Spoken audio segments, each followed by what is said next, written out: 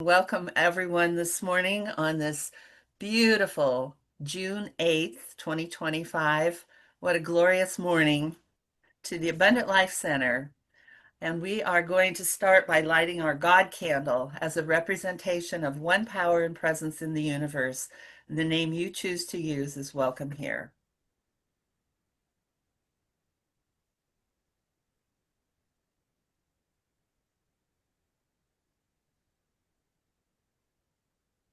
Okay. So I did have a sheet showing our beliefs. And since it won't be up on the screen, if you can indulge me, I'll just go ahead and read our first Sunday morning beliefs of the Abundant Life Center. We believe that divine love is the source from which all of life flows. The direct experience of that ultimate source is available to all. All life is a unique expression of the divine to be revered. We co-create our world with the ultimate source and each other through our consciousness. There is truth and wisdom in all spiritual paths. We choose the path of love. And that more or less leads us into our topic of discussion today, as Arlene has apparently been researching, reading, uh, cogitating about Sufi love, Sufi expressions of love, and she challenged us last time to hug a tree. So we're all just kind of challenged, especially in this modern world, to show love in various ways. And if you want to go ahead and lead into that, Arlene, we You look betcha. forward to Shall we come together in a prayer or meditation first? Would you that. Would like be me to just lovely. do something? Let's think about love in our meditation and what do we mean when we say love? And I think that in my opinion, it means what do we want to get back at the same time we are giving. So what do we need to give into the world to get what we want? And if that is love or light or thinking or education, or how do we get what we want in the world? And maybe if we think of that individually, how do I get what I want? If it's love, if it's recognition, if it's peace, if it's that gentle feeling we can get in our heart, how do we get that? And let's think about that for a minute and go into silence and breathe. And we'll just breathe for a few minutes and think about how how each of us gets what we want and what we need.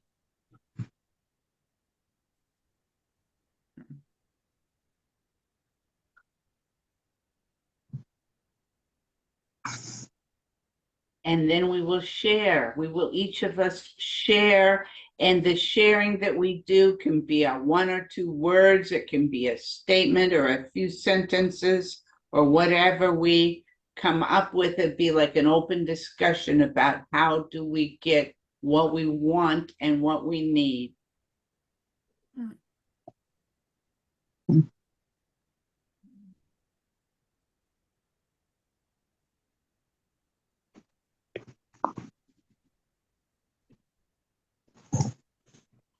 Does anybody think of something they'd like to share about that? Well, How the do only you, thing that came to my mind is you get what you give. So if you want love, you give love. If you want peace, you give peace. You can't demand something that you're not willing to give. does everybody agree with that? We give what we want. Yes, but I think we need to give not out of a need for, but a willingness to be that. Does that make sense? Yeah. That I don't always get love back, but I'm still going to give love because that's what's good for me. That's what's real for me. that's what's necessary. And getting it back is the cherry on the cake, so to speak. I think I try to give love because that's what I was given. That's who I am. And I try to give from that perspective versus hoping they'll give it back to me. I think that's a good point because neediness exhibits a lack of, and if you exhibit a lack of, then that's what you attract. Yeah. I don't understand exactly what you mean, Cheryl, a lack of. If we exhibit a lack of, Well, if you want, that means you don't have. So you want love, but that's, to me, that exhibits that you feel a lack of love. So you're trying to get it. But from my understanding about New Thought, which, it's very personal, everybody's interpretation may be different. But from my New Thought perspective, now I've lost my thought, my new thought. What you want is because you don't have it. What Darcy was expressing is you give what you have, whether you get it back or not. If you're giving to getting in order to get, that means you don't have it. And if you don't have it, the universe says, oh, she doesn't have it, she doesn't want it, and it doesn't give it to you. And that's not exactly how I meant to say it, but Well, and I think the idea of recognizing that your source, your very creation, is love. In this example, for example, and that I am able to give that because it is my being. It is my beingness, and going from that is a much stronger place than I want or I need. At some expectation, because sometimes expectations, well, I find that expectations don't need to be met if you are fully grounded in your own sense of connection to God's love. That's how I see it. I think who else would like to share? Well, Good morning, I've Laurel. been thinking about this as well, and I just float along in my life, and everything goes good, and then I see something I want, and I don't focus. And if it's really important to me, I focus on what having that would look like, how I would feel having that. Not focusing on not having it, but focusing on having it. And it's like that, like you said, what you focus on is what you get. And so generally, I just focus on being a good person, having a fun life, and because I really like fun. Treating people the golden rule the way I would like to be treated, which is appreciated and respected, and in general, just that overall loving feeling. And sometimes I want things that I'm not sure I can have, so I go ahead and, as Darcy said, I create that vision, that thing I want, but do not attach any craving to it, which is a Buddhist thing. You do not crave, because that leads to very, well, that's just the Buddhist thing. Don't crave, because craving is a source of suffering. So sometimes I find myself craving anyway, because I'm not perfect. Yeah, right. But when I realize I've done that, then I stop and I make myself go back in my mind in the time that I started doing that craving thing, and put myself in there and change that feeling to love.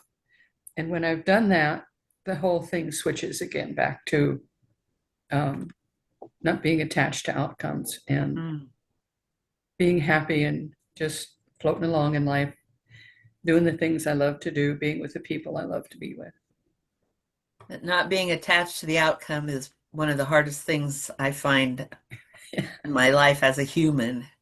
Because like Arlene said, you see what you want and you try to do what you can to create that, and that attachment creates so much suffering. Well, I think My mom had an unusual saying. She said, when you want something, you pray to God for all your might, and then you work for all your might. So don't just sit there and pray, do something, act. Yeah. Mm-hmm. Mm-hmm.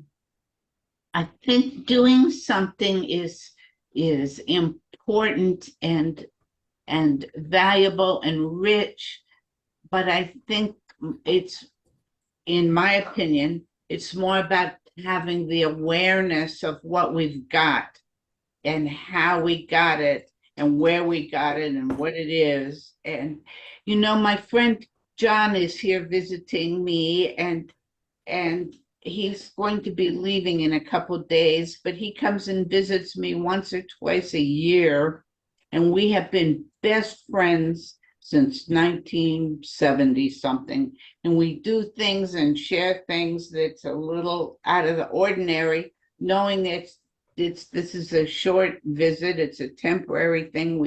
We haven't built a life together, and sometimes I wish that we had more of that, but what we have is quite remarkable. We had lunch yesterday with a friend of his, and this man is exceptional.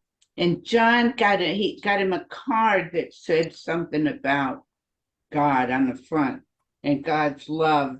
And I don't think in that way. So I wrote something in the card about, well, if God loves you and John loves you too, then you must be okay. Or just some silly thing. And everybody thought that was great, and they loved it.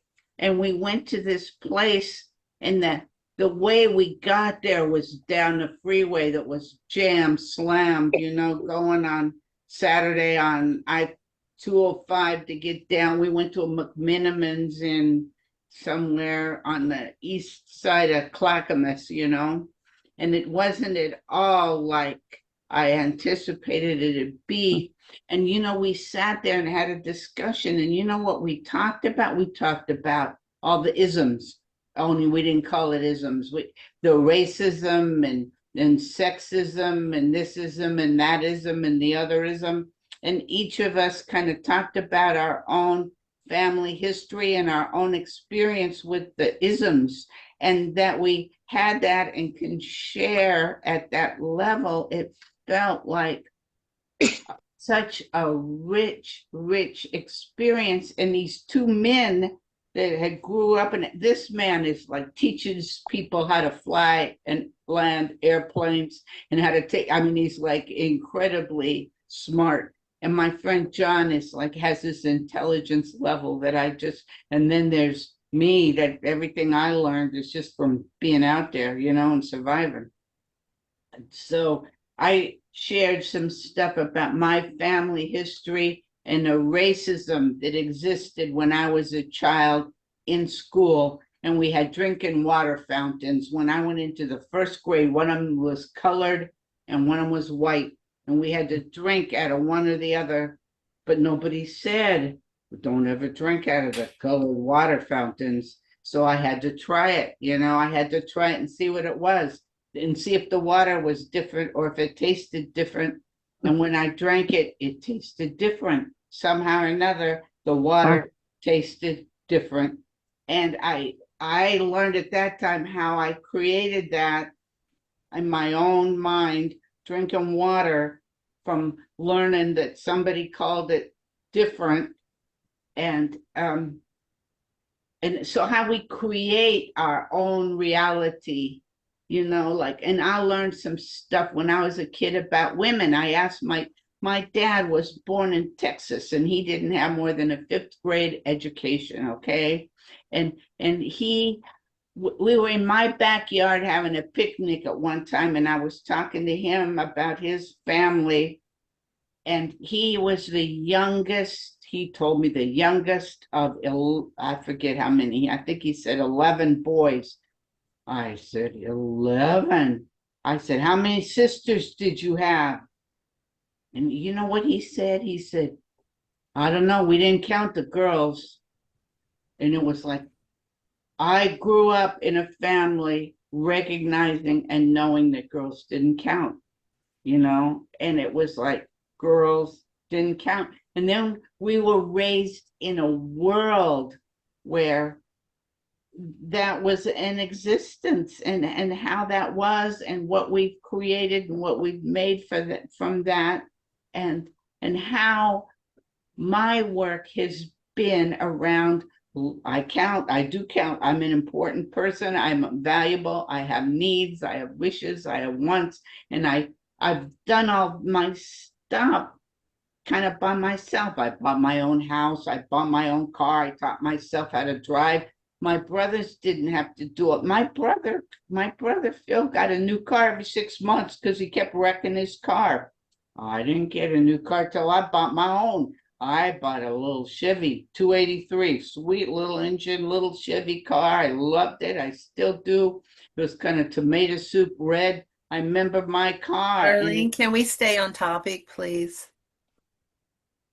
Okay, what I am trying to point out is how we create our own reality and our own sense of value and life and love and what we want, and what you guys think about that. Did you have some Sufi wisdom that you wanted to share with us? My thinking when I was into that book was about Russ Nelson, when he came in and brought all the Sufi people. And I don't know if you remember that, Cheryl. I do. Then? When all these people came in their Sufi gowns and Sufi robes, and they prayed, they taught us some songs, they brought us something to read. And it wasn't, for me, it wasn't a thing about God out there. It was this internal process that we all did together. And my question in my life has been about, who is God, and how do I relate to God, and how do I make that work for me, until I let go of that and kind of studied Native American spirituality, studied Buddhism, studied lots of other kinds of practices. And I kind of let go of the God is a guy out there sitting on a cloud telling me what's right and wrong.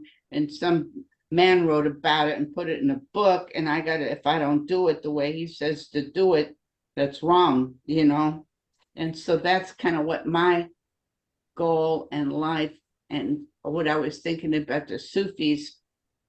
I was in a group that practiced Native American spirituality, and we were all women, and we were meeting in a park, and we went dancing on the spring equinox. Spring equinox is my birthday, and people had dresses, and they were dancing and singing, and it was about love and life. And somebody there had made clothes that we purchased from her, and it had printed stuff from leaves of trees and painted and printed on the fabric.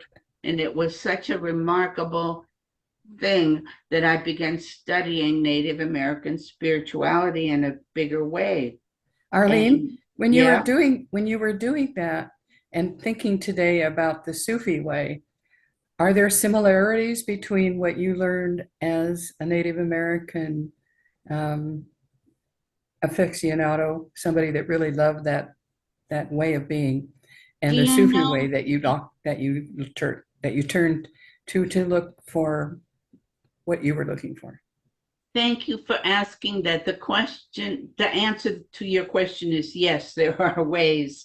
And a good part of those ways was a certain kind of letting go of the rules, and looking outside for the rules. And the looking outside part of it, outside of meaning outside of myself, outside of the house, being outdoors in the trees, in the woods, taking my shoes off, taking my clothes off, outside, not having to create myself based on what somebody else said I should be or look like or do. I remember having an argument with Linda Stasel, who unfortunately is not here. Hopefully she'll get to hear about it or read about it. At one time, we were talking about that, and I was trying to tell her my belief is that God is part of the trees and part of the grass and part of things that grow and bloom and blossom. And that's part of who I am and who we are together. And so those Is are that some part of, is that also part of the Sufi belief? for me it was when I was out there in the woods dancing with the women and people were singing and skirts were flying off and on and people had scarves and we were just being so attuned and in tune with one another and with the earth and the grass. I think for me that in the Native American culture, I've experienced recently my friend Fred, you guys all remember Fred has passed away. I don't know Fred if you know Haga? that. Yes. Oh, And Fred has recently been married. I don't know if you know that. Fred had a big thing about wanting to be married, and he went and found a woman that he could know and love. And I haven't met this woman yet. He went and got her. She lived in Carnation, I think, Washington, which is up east of Seattle. Went and got her, moved her in with him and his son and son's wife. And anyway, they made a family together. And I don't know the details of what happened because I'm just learning about it. But he went to the hospital to have something like a blood transfusion, and he just didn't make it through the process. But I had been with Fred and met his dad and his mother. Fred's dad is a tribal elder. I think he's gone now too, in a tribe called the Tututnis. You know, they had tribes along the coast that kind of moved to wherever the food is, and they are not like Apache or a big tribe. They're like little groups of people. And he was an elder, and then on his property, he had created a place for fish, like I don't know what you call them when the fish comes through and they take the eggs and make new fish. And he did all that, and he had to make it right with the government and right with fish hatchery. A fish hatchery. There you go. He had a fish hatchery on his property, and we went there every year for 2 or 3 years and did the fish, and they would take the eggs out of the fish and then take the fish up into the woods and give the dead fish to the bears and put the fish like out on the tree stumps and stuff where the bears could get them. And I thought, I don't want to go into the woods where there's bears, was my whole thinking about that. And we had Thanksgiving one year with them, and their eating was so different. We had turkey, and his mother fixed these wonderful turkeys, and everybody sat down, and people didn't talk at dinner time, nobody but me, and I would talk and say stuff, and people kind of listen, but nobody'd even say, yeah, huh, no, yes, go to heck, or nothing. It would be conversation, People would just eat, and then when they'd finished eating, they got up from the table. And I wasn't done eating yet. I wanted some more, and I wanted some pumpkin pie and all of that. And it just wasn't happening. So anyway, I learned a lot about stuff from him and his family, and that he just left and didn't say even goodbye. I didn't know he was set. He gone off and got this woman and married her and brought her back and has had this family. And now this woman is writing me little notes, and I have told her that we would meet someday soon and we could talk and share.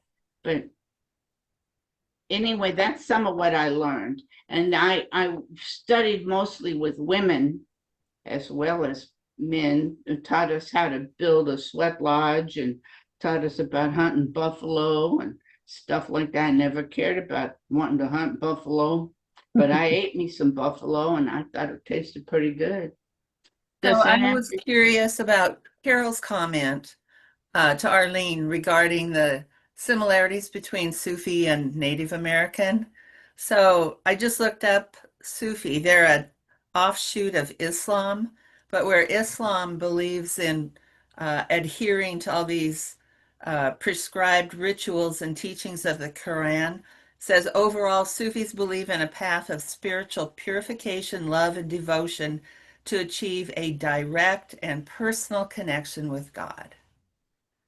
And since Arlene believes that the trees and the rivers and the rocks and the plants and herself and all of us are God, she experiences those as well in the same way. And that's probably why you saw that Sufi and your Native American and the New Thought kind of all ran together in that particular way. Correct. And I've been curious more about Hinduism and more about the practice of participating in that spirituality and spiritual development. And and what I have learned being outdoors and being feeling close to the earth. I talked to you one day about my trip into the woods up into the rainforest and getting rained on and the tree falling down and all that. There's in those woods, there's some trees that I just love. And it's a different kind of love than I had experienced before. It's loving in this way that feels connected with roots and air and breath and energy to the planet. And when I first came out of a sweat lodge once, I remember talking to the trees and hollering and singing and just being with the tree energy. And there's this one tree along this river that I fell in love with. And when I hug this tree, I stand and put my arms around the tree and I can feel I call her. I don't know if trees have a her and him. I don't think they do. I feel her life force and her energy moving through the trunk of the tree. And I feel with that. And when I suggested that you all hug a tree, my thinking was maybe we could share what that feels like to hug a tree. Has anybody else ever done that and felt that? I have hugged trees. I hug all kinds of things, and I love hugging trees. And you're right, there is a feeling of oneness and sharing. And you mentioned something about not knowing whether trees are him, are he's or hers, hims and she's, he's and men or women, female or male. And when I think about that now, I'm thinking since we attract to us that which builds us, I think that we are sensing that part of the tree that is female because it probably is both. And I know my tomato plant is a she. Really? And so's my car, by the way. So I think all things have all souls, and I'm attracted to the female soul. So yeah. Hmm. So I tried your assignment, Arlene, and I didn't get anything. And I feel like I'm not as attuned to energy as most of you are, or I'm not aware of it if I am.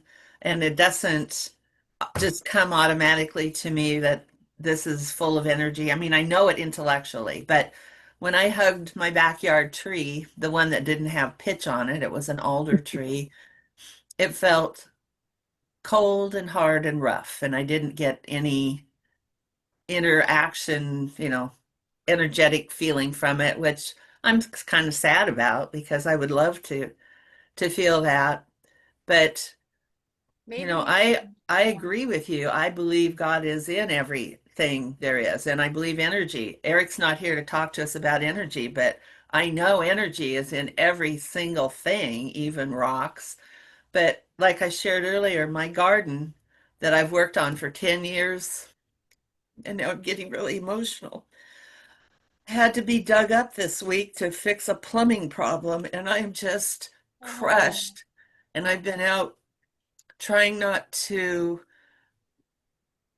trying not to be too devastated and know it can be rebuilt, but my heart just goes out to all these plants that are dying.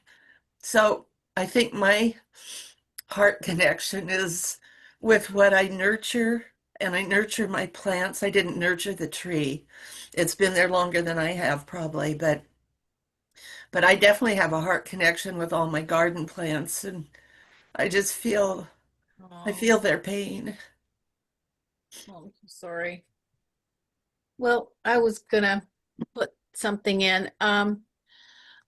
I've had like a number of intuitive experiences in my life, and I won't go into detail right now, but when my son and I lived downtown in a duplex downtown, and a neighbor moved in. She bought like a triplex, and on the corner of her triplex there was a huge heritage tree. Now, I don't know exactly how old the heritage tree was, but it was pretty old, I think. And the new owner decided that she was going to take that tree down.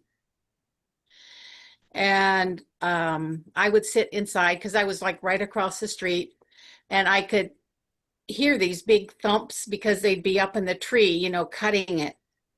And I could hear them, and it practically shook my house, the chunks.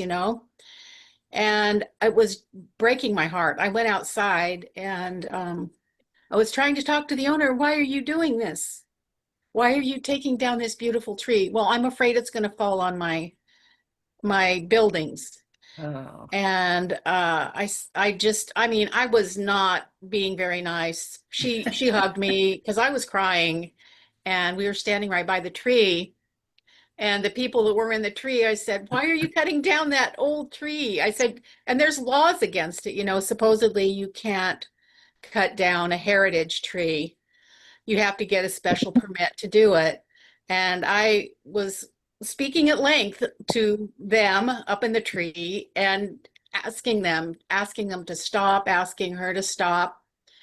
And it was just breaking my heart. And I mean, it took a few days because it was a very large tree. I don't even know what kind it was, but I came home from work one day, and I was standing on my porch trying, putting my key in, and I felt that tree's energy coming to me and saying, "Save me, save me." And it was heartbreaking. I just had to say, no, I can't do anything about it. I'm so sorry. But I literally felt the tree's energy coming into my head and telling me that it wanted to live and it didn't want to die. And now I go down there, and she's got this little scrawny sapling planted with a stupid little birdhouse in it. That's my tree story. I Well, Laurel, there have been research in the past that knows that plants have thought, not our right. kind of thought, but they do communicate with each And other. yeah, Yeah. I didn't I mean, I've had a few different intuitive experiences where there was something in distress, and I was called into the other room, and I was babysitting when I was a teenager, and I went to check on the baby, and he had a open safety pin on his tongue when I went to check on him. And this was just something that I was drawn. I was sitting in another room, and something just said, get up and go check that baby. And that's, and I've had a number of those experiences. I grabbed that old safety pin off that baby's tongue, wow. but I did not want to believe that a tree was doing that. I was Part of me was like, it's a tree. You're losing it, Laurel. But I know it was true. I know that it really did happen. So Anyway, believe that that's too. my tree story. That's wonderful. One of the very first things that I learned when we studied women together in a circle, there were probably more than 30 of us together, and we came in studying spirituality with various different kinds of practices, belief systems, different kinds of things that we knew. And we were taught by these Native American elders about being connected to the earth and women's energy, and women wearing a skirt. They called it the hoop skirt. Wearing a hoop skirt was a big thing. Wearing a skirt that would open us up, and the energy from the earth could come up, and our energy would kind of go down and out, and we would feel connected to the earth. And I didn't feel very connected. And then, so some of my lesson was about at menstrual time, bleeding into the earth, not wearing underwear, wearing a skirt, wearing bare feet, take them, not just my shoes, but my shoes and my socks off, walking on the earth, feeling what that felt like, and sitting on the earth during, we called it moon time, when we had our periods, bleeding into the earth and giving back our blood to the Mother Earth in the same way that she's given us this energy that is about blooming and growing and life. And after my first sweat lodge experience, I came out of the sweat lodge singing with the trees. There's this whole bunch of big, tall, like Douglas fir kinds of big, tall trees reaching towards the sky.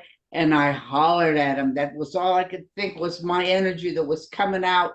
And I let it out of my mouth, and I hollered, and I kind of sang to them and said hello to them and praised them and told them how beautiful they were and how connected to the earth. And I felt connected too. And I was kind of singing with them in that way. And I could hear their voices as they were hearing mine. And it was this wonderful sharing experience that me and the trees had. And I fell onto the ground and just laid on the ground. And it was wonderful. I was in the grass, and there was this little slug on the ground that was there, but I always hated slugs. Slugs are slimy. I didn't want to touch one. Ew, they just are ucky, nasty things. There was this little slug, and it was green, and it was right there by my head. And I looked at it, and it had little antennas on its head, and its antennas are going beep, beep, beep, beep, beep, beep.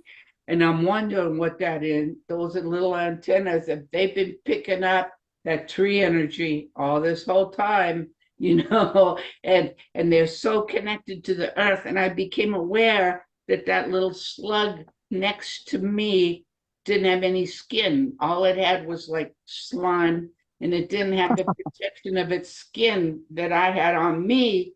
And I kind of became sisters with this slug that I had in my past hated slugs, and I still don't like them very much, but I remember my sister slug, that little green being with the little antennas going beep, beep, beep, and the connection that we had with each other and to the earth that was so special. I just wanted to share that with you. Thank you for listening to my connection with my little friend, my little green slimy friend. I have a question about as you're talking about being at one with animals. I know that we eat animals, and I know that I appreciate them being there for me. I was wondering if the Sufis are vegetarians, or do they eat meat? I think all of us individually make those decisions. And I can't say what the Sufis do, because they're all just each one individuals like you and like me. And some of them sing, and some of them dance, and some of them pray together, and some of them cry together, and some of them cut down trees together and probably go hunting together. I don't know. I thought most Muslims were vegetarian. I thought that was part of their teaching.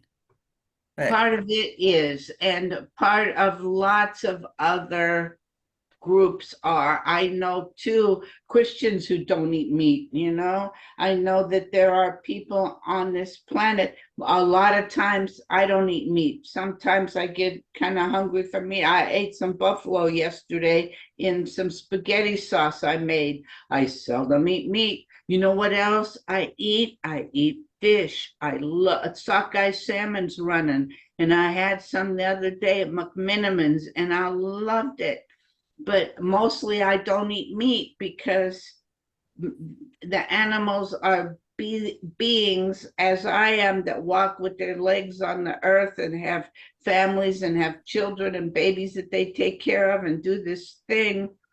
And I think that for me, it's like a consciousness experience about it. And if I choose to eat a buffalo, I try to remember to say thank you. And I say thank you not just to the buffalo, but everything the buffalo ate and walked on and shared with the little baby buffaloes and the mamas and daddies and aunts and uncles and their whole family of buffaloes that they roamed together with.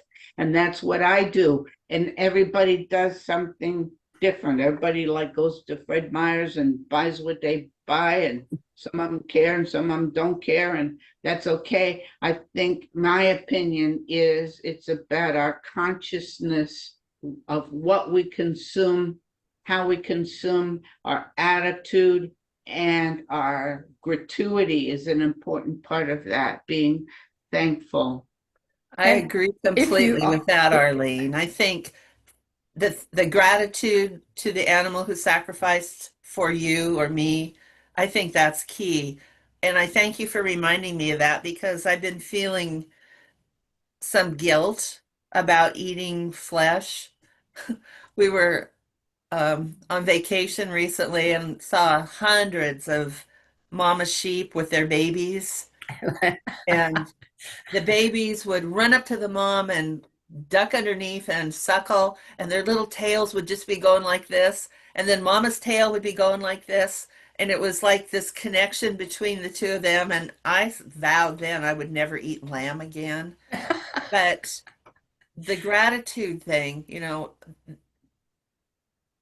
it's a pull thing between my heart and my head. yeah. I know um, it's a personal choice, but you are so right, and I thank you for reminding me that if you do choose to eat flesh, that just to be grateful and thankful to that creature who's sacrificed his life for my dinner. And And the flesh part of that, Cheryl, uh-oh, I've got my grabbing device. The flesh part of the how we consume is only part of it. Like I think of what comes to my mind is a carrot, pulling a carrot up out of the ground, seeing the earth attached to the carrot and it has little roots, and then seeing the green stem and the green leaves reaching towards the sun. And if we are consciously aware of that too, like all of us live from the earth, and the earth nourishes us, feeds us, protects us as we do to the earth, and we are all sisters and brothers together on this planet with every blade of grass and everything we do. I was married to a man just home from Vietnam, and oh, just a moment. Somewhere in here, if you want, I have a Buddhist meditation, loving kindness. So, Cheryl, when it's appropriate, let me know. Okay. And back to the man from Vietnam.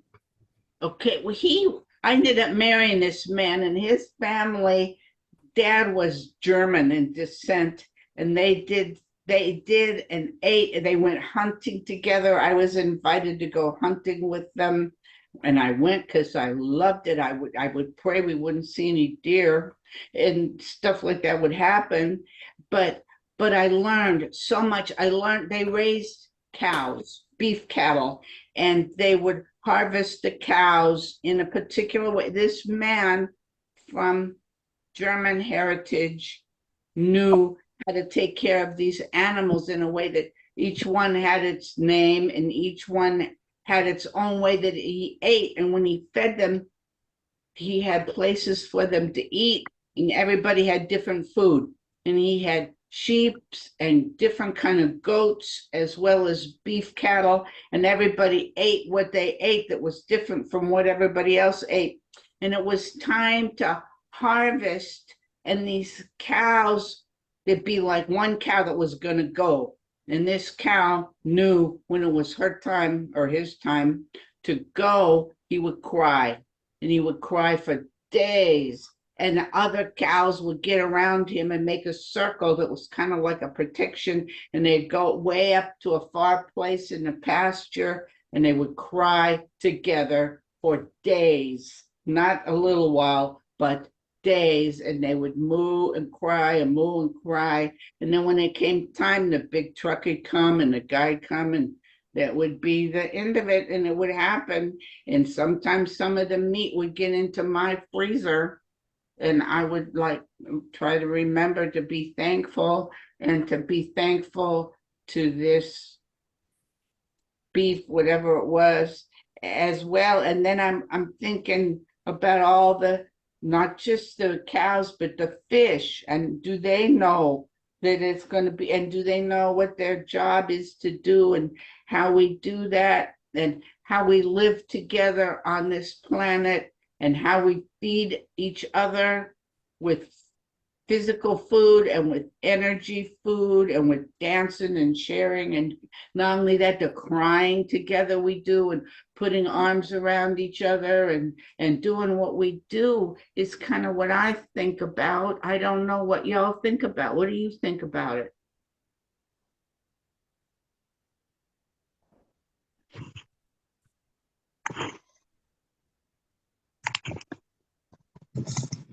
As I'm sitting here listening to everyone's stories, I realized that I grew up in a world, in a faith, in a whatever, that didn't have a lot of rituals. In fact, they really no major rituals at all. So it's always interesting when people talk about part of their understanding in rituals. For me, it feels different to me. I don't know how to explain that. I was raised a lot with thinking about the connections, and thinking about, your connections to the animals and to the earth. And I grew up singing songs, writing songs to the trees that I walked by on my way to elementary school. My mother wrote songs about that, but I don't have rituals or ways of connecting in a physical way with any of those things. So I am a weird meat eater. I've always laughed that I don't eat chickens. I eat poultry. I don't eat cows. I eat beef, because I can't. It's very difficult for me to take away the life of something, even if it seems like it's necessary. So I don't know. It's good for me to hear other people talk about how they deal with that kind of thing. Darcy, it sounds like that you feel really bad when you use the word of the animal, that you're denying its personhood. Well, I don't think I'm denying its personhood. I think I'm trying to separate from the, I feel very strongly that those are living creatures, that they are, as I am, a living creature. And yet they have a different destiny for that. I like I said, I found it very difficult. I lived with a vegetarian for about 10 years and found it really comfortable to be a vegetarian. It wasn't scary to me at all, and was actually fun. I enjoyed finding the world in a different way. But Yeah, I have a really kind of a mixed emotion about the world of animals and how we connect to them. Yeah, I understand that. And I think that's what Cheryl was saying too, with the little lambs, mamas wiggling their tails and being so delighted Yep. with each other. Yeah. Yeah. I just read something online about elephants. I mean, we all love and know elephants are genius animals, but they've discovered that elephants have a certain kind of cell in their brain that humans have that make them capable of compassion and empathy and love and these things that we attribute to human emotions, elephants are capable of, and it's scientifically shown now that something in their brain works like our brain. And I think they're so superior to us in so many ways that, they don't go out and kill each other and hate each other. If some elephant is in trouble, they all run to help and humans. I just saw a video on the computer this week of a I think she was probably Vietnamese or Lao or an Asian woman who was working in a pen with elephants and it started pouring down rain and she was trying to put her raincoat on and the elephants ran to her and sheltered her from the rain. It's like these animals are so superior to us in their Oh, compassion and wisdom and love. We could learn so much. Yeah, I saw an elephant video this week on Facebook, and this woman was with a mama elephant and a baby elephant, and all of a sudden this alligator or crocodile, depending which place they were, came up and grabbed that baby elephant, and that mama elephant said, "Not happening," and then started stomping on him and smashing him with her trunk and throwing him in the air, and the baby elephant was back. And yeah, Wow. you don't mess with my baby, guys. Mhm. Picked the wrong baby to try to eat. And the elephants have community too. They have a community kind of way that they like the fish and the dolphins also have community. Do you know what I remember when I first was becoming aware of the animal differences and all of that? I learned that I don't remember if it's dolphins or a kind of a whale that's got a whole different lobe in their brain. And the scientists that are studying this brain of the dolphin, I don't remember what it was, decided that it wasn't useful and it didn't do anything and it just was there as an extra thing. And it probably used to do something eons ago, but it doesn't do anything now. So, how, in my experience with that, was how we just take stuff and throw it away out of our consciousness. It's not useful because we don't understand it and it's not a real thing and they don't use it and they don't need it. And we do this switching thing that is like, oh, well, we make a decision based on what we want and what we need and what we know. And then we decide what life is based on that. Isn't that weird? Yeah, well, humans think we're superior to everything else, which is part of our problem. Saw a cartoon once that shows a man uh, laying in a landscape of devastation, and God's hand coming out on the clouds, saying, "And how does being top of the food chain work?" Yeah. Yeah. Well, this has been really interesting. How are we doing time wise? Are we kind of looking at summing it all up? Well, if I'd just like to open it up to any final closing thoughts and then turn it over to Carol to share her prayer that she mentioned. That sounds like a fitting way to end. What do you think? Well, I think it's been wonderful because we've we've talked about energy and how it's affected us, and how love has affected us in community and connection, and how that not just us, but that's all the energetic beings in the world. Yeah. Pretty big topic. Really. Any other closing final thoughts?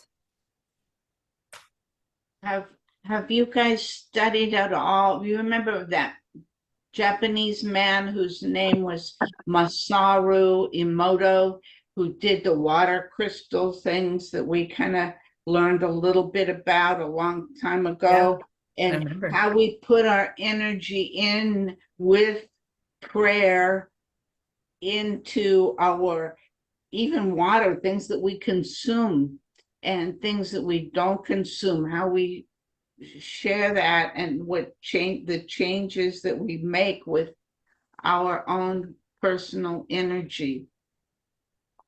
Yeah. Yeah. Our church took a little trip to Portland as a group, didn't they, to listen to him and see his slides? Uh-huh. Yeah. I don't remember a lot about it, but it was mind-blowing that your thoughts in your head affect the water that you're looking at right in front of you. That's if you As think Eric bad said, thoughts, the water looks mucky, and if you think good thoughts, it's beautiful.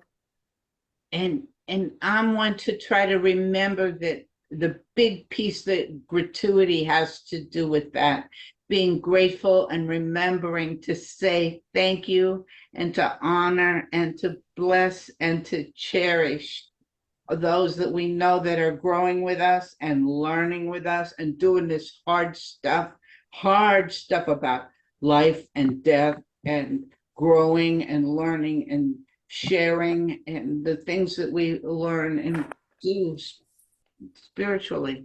Yeah. Thank you. Thank you, Arlene. You bet. Okay.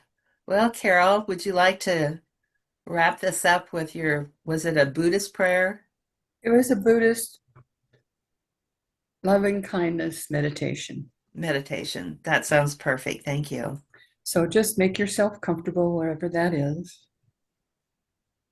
And as you're making yourself comfortable, just be aware of feeling your feet on the floor or the surface beneath your feet. Be aware. And be aware of your hands and the surface that they are touching. And as you're being aware, you may just close your eyes if that's comfortable. And in this Buddhist loving meditation, we start with, may I be safe. May I be safe. May I be happy. May I- May I be healthy. May I be healthy. May I live with ease. May I live with ease. May you be safe. May you be safe. May you be happy. May you be happy. May you be healthy. May you be healthy. May you live with ease. May you live with ease. May all beings everywhere be safe. May all beings everywhere May all beings everywhere be happy. be happy. May all beings everywhere be healthy. Be healthy. May all beings everywhere live with ease. And as you contemplate that, sending love to all and feeling it in ourselves for ourselves and knowing that it is true. In a moment, when you're ready, just open your eyes and come back into the room.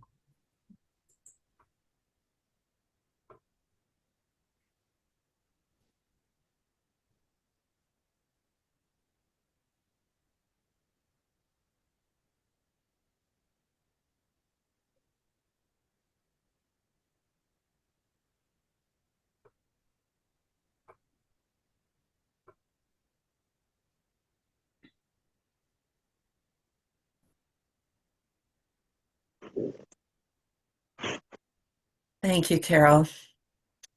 And thank you, Arlene, for leading us in our wonderful discussion today. I think our session turned out excellent, considering that we're just it's just a free session, and I think it was great. So thank Oh, you. cool. Thank That you. there's a word that one of the very first things that I learned in circle with women spiritually, was the word ahomatakwiasan. And when we watched the Lone Ranger and Tonto, and the Indians would say ho or how. We thought they said how. They didn't say how. They said ho or aho, and that means ahomatakwiasan is a word that means all my relations. We are all, not just you and I, but all the crawling things and the walking things and the flying things and the swimming things, and some of them that only have one leg, and some of them whose brains are weird or whatever. We're all related. So if we can all remember together to say thank you, and we can use the word aho matakwiasan. And with that, let's do our closing namaste, which means the divine in me sees the divine in you. So namaste to each. Namaste. Namaste. Namaste.